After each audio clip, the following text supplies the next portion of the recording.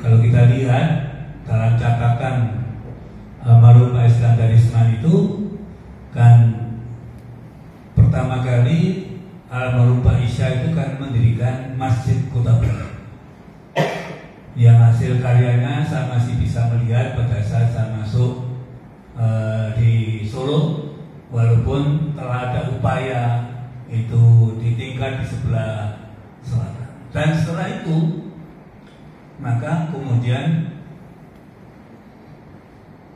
almarhum Pak Isa selaku mungkin ketua PJM yang pertama kali itu tahun 47 mendirikan masjid, maka sekitar tahun 60-an itu sudah mendirikan sekolah, yakni ada TK dan ada SD. Ternyata tidak hanya itu. Tahun 64 itu di Kota Barat, di lingkungan Masjid Kota Barat itu ditempati untuk sekolah yang namanya SGPD Muhammadiyah, Sekolah Guru Pendidikan Jasmani. Saya pernah diajar oleh seorang guru yang alumni SGPD Muhammadiyah di Kota Barat ini. Waktu saya sekolah di PGA Muhammadiyah di Karanganom, ada 2 guru saya olahraga itu ternyata alumni dari SGPD. Setelah SGPD namanya kan menjadi berubah. Dari tahun 64 itu namanya SGPD, tapi tahun 65 itu namanya Sekolah Menengah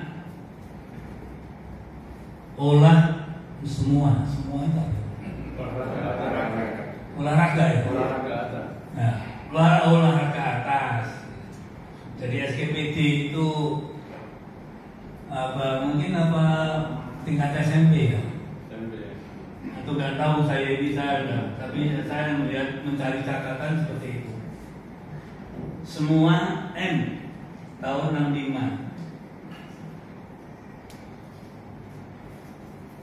Kemudian setelah itu tahun 65 juga itu lahir yang namanya Institut Agama Islam Muhammadiyah.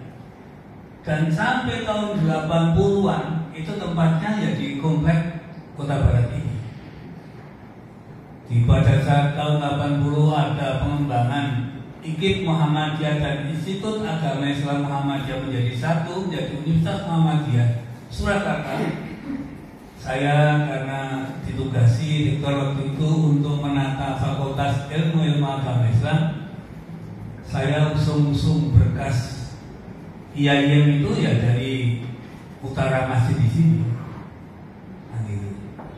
yang digunakan untuk kegiatan Institut Agama Islam Muhammadiyah. Dan di tahun 60, sekitar tahun 62, Kota Barat ini pernah dilakukan Kongres Ikatan Mahasiswa Muhammadiyah yang pertama kali, sehingga ada yang namanya yaitu Khitoh IMM yang kita tahun 62 itu. Dan itu sampai sekarang kegiatan-kegiatan IMM pasti kalau melihat secara pasti juga menyebut namanya Kota Barat, karena pernah didebati untuk itu.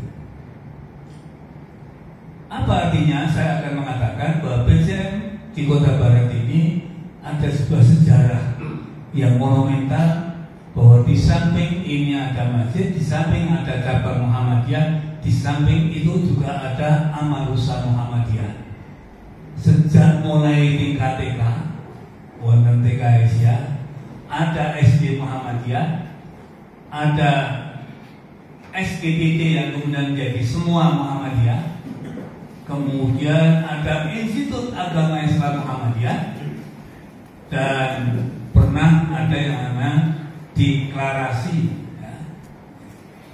Deklarasi yaitu katakanlah Khitoh IMM yang pertama kali dirumuskan di sini.